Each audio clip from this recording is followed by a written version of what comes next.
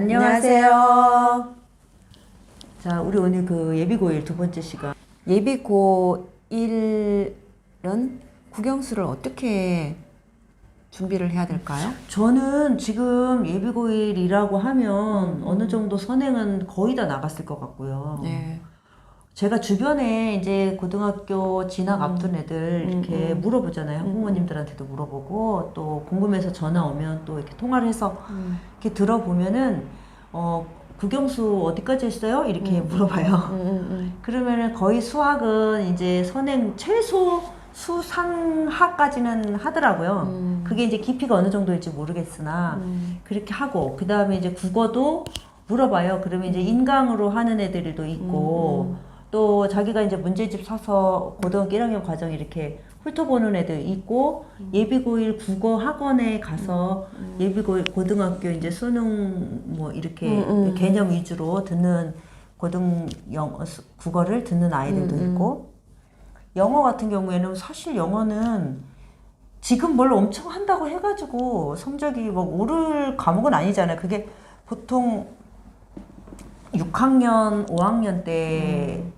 언어, 그 다음에 그걸 중3까지 이어온 영어 성적을 가지고 보통 영어 좀 한다는 애들은 보통 중3이면요 수능 1, 2등급 나오거든요. 이 단기간에 막 뭘 집중적으로 뭘 한다고 해가지고 성적이 오를 것 같지는 않은데 영어 같은 경우에는 이제 중학교 때와 다른 고등학교 문제가 어떤 정도의 난이도로 어떤 유형으로 나오나 정도를 체크를 하면 좋을 것 같은데 수학 같은 경우는 수상하 이 정도 나가고 뭐 빠른 애들은 수원도 나가고 이러더라고요. 맞아, 빠른 애들은 뭐 믿을 수는 없긴 한데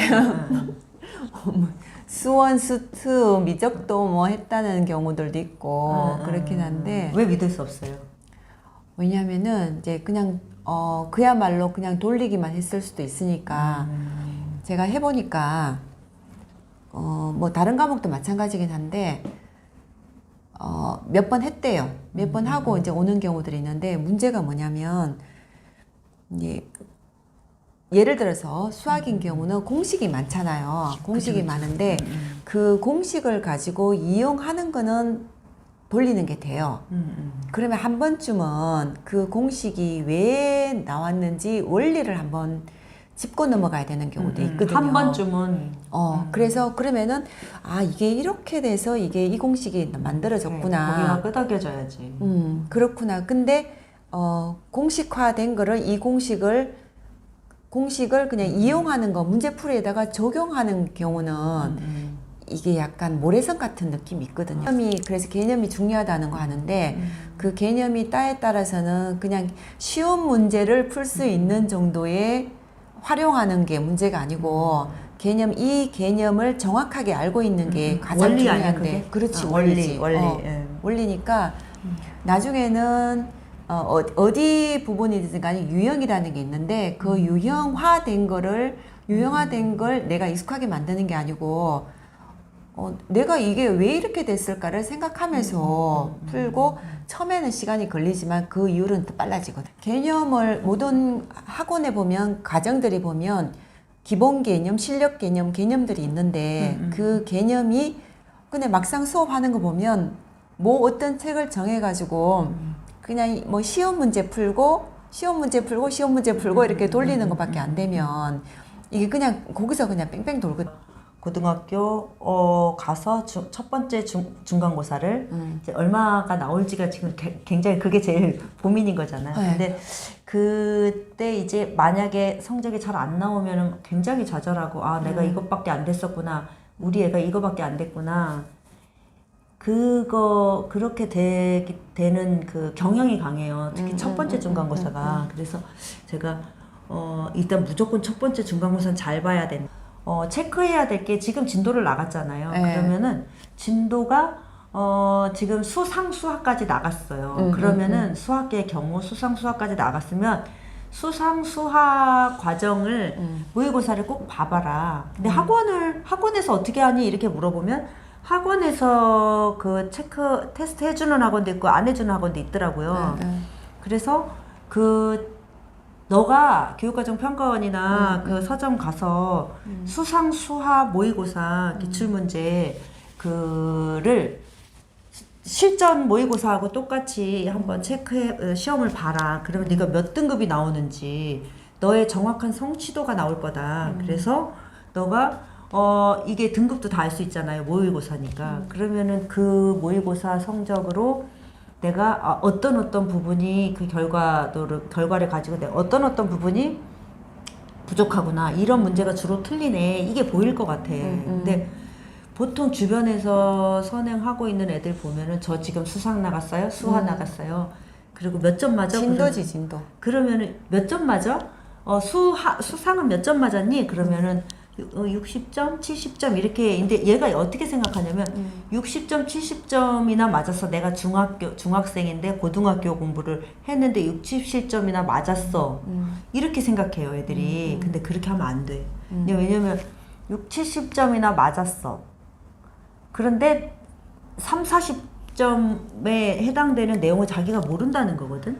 그런데 수사하를 나가. 70점을 성취도를 70점을 맞았는데 그러면 얘가 그 다음에 해야 될 거는 이 70점에서 40점 정도의 내가 그 빈틈인 거잖아. 근데 그 부분을 채울 생각을 안 하고 수하를 나가요. 너무 많아요, 그런 애들이. 계속 비는 거지 뭐. 그러니까 그 전에 우리 오정원 선생님이 얘기한 네. 모르는 것만 많아진다는 게 네. 70점을 받았는데 왜 또 그 다음 단계를 나가? 그래서 70점을 분석을 해야지. 근데 그거 그러더라. 굉장히 중요한데요. 내가 지금 배우는 과정이 모르는 부분을 분석하는 거 굉장히 중요하잖아요. 그거. 근데 한 이 정도 되면 이제 넘어가. 패스. 이게 60점 맞으면? 60세. 왜냐면은 수상 단계를 끝냈으니까. 끝낸 뒤 이의를 두는 근데 거야. 학원이 그렇게 한대. 끝냈는데 이의를 두니까 수하를 나가는 건 또 괜찮아.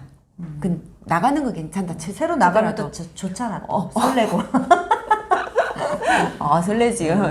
새로운 거 좋으니까. 근데 지금 수상에 해당되는 그 30-40% 되는 부분이 해결이 안 된 상태에서 이제 구멍이 나 있는 거잖아. 단계를 지나고 나면 그 단계에서 이게 완벽이라는 걸 없긴 해요, 사실은.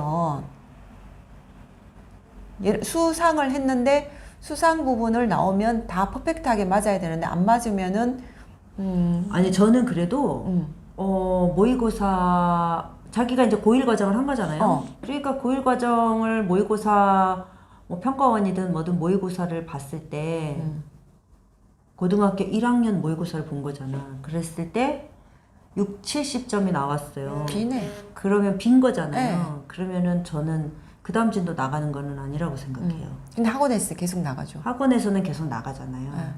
근데 그거를 메꾸는 거가 맞지 않나. 메꿔야죠. 그리고 그게 1등급이 제대로 뭐 메꿔야지.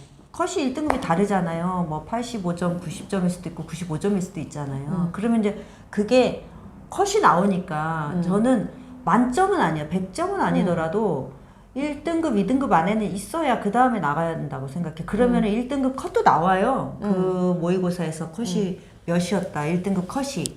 컷이 나와. 그러면 그 컷에서 내가 컷이 90점이 1등급이야. 그러면 내가 90점을 맞으면 내가 이 정도는 괜찮아. 만점 아니어도 된다. 만점 아니어도. 네네네. 그러니까는 90점은 돼야 돼. 네. 그쵸? 1등급, 2등급 안에는 있어야 내가 어느 정도 고등학교 가도 1, 2등급을 받는다는 소리거든. 근데 3, 4등급, 5, 6등급 성적을 받았으면서 더 진도를 더 나가고 또 그런 애들 대부분이 또 마음이 조급해. 쟤는 수원 나갔다 그러고.